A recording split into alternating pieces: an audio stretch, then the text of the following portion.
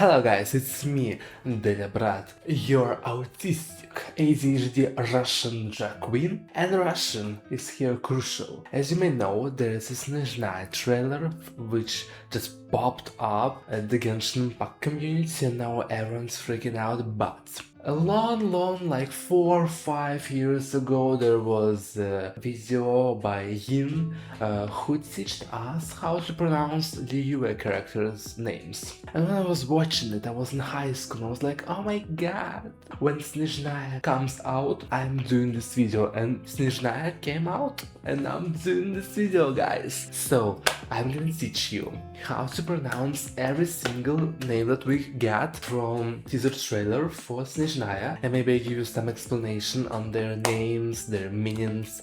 So let's just start. Блять, как произносить? Я сам нихуя не знаю.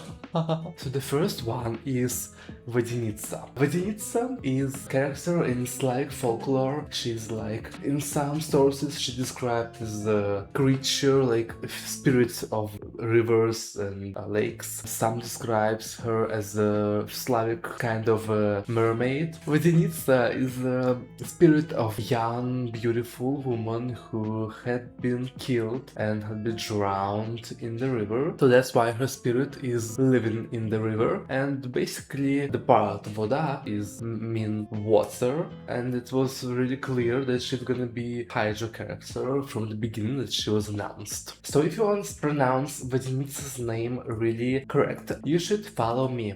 So it's basically Водяница. Ja like ia sound, but really rapid, like ia. Водяница, like ц, водяница. The next one is Noi. So, as a famous meme says, Noi means to moan in Russian. But honestly, I think it's not the theme that Mihoyo and whoever was going to. Noi also is the Russian form of the name Noah, which is like Noah's Ark.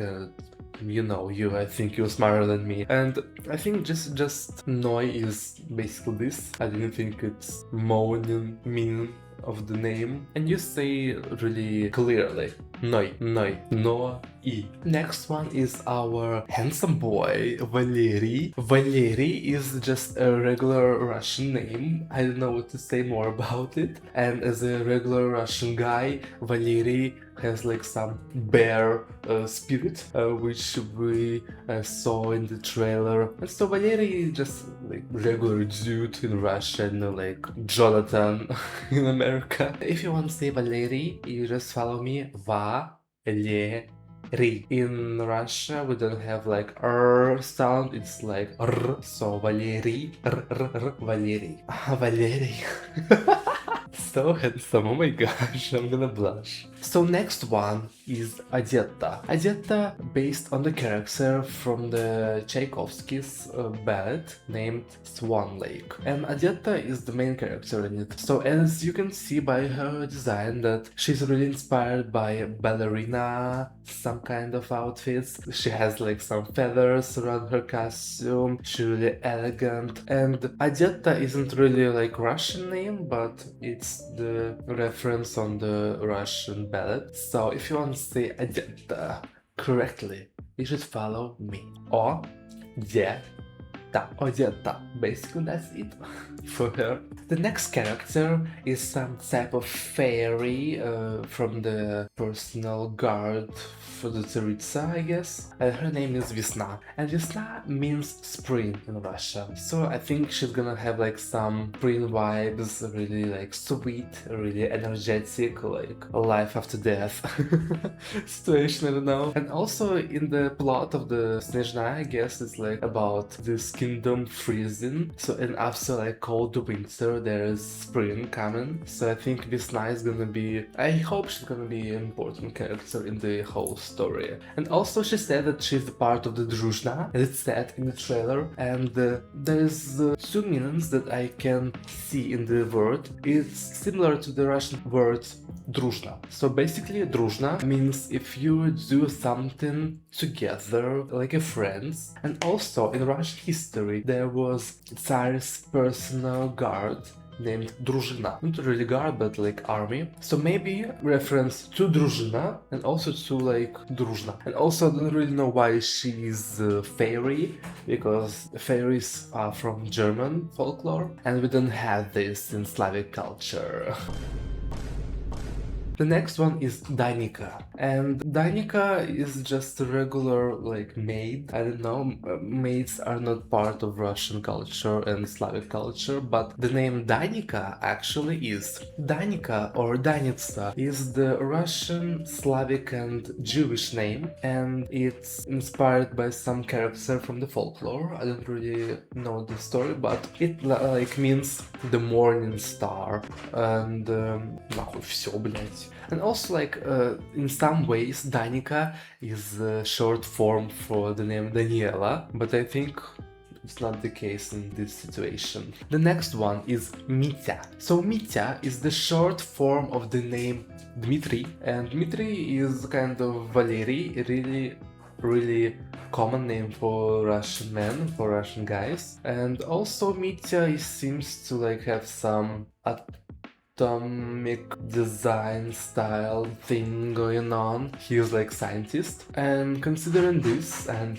his full name Dmitry, Mitya can be like a reference to Russian scientist who made the periodic table, Dmitry Mendeleev. So maybe Mitya is gonna invent something in the plot of the Snezhnaya. So next one is Alyosha. Alyosha is the short form for the name Alexei, which is as common as Dmitry and Valery.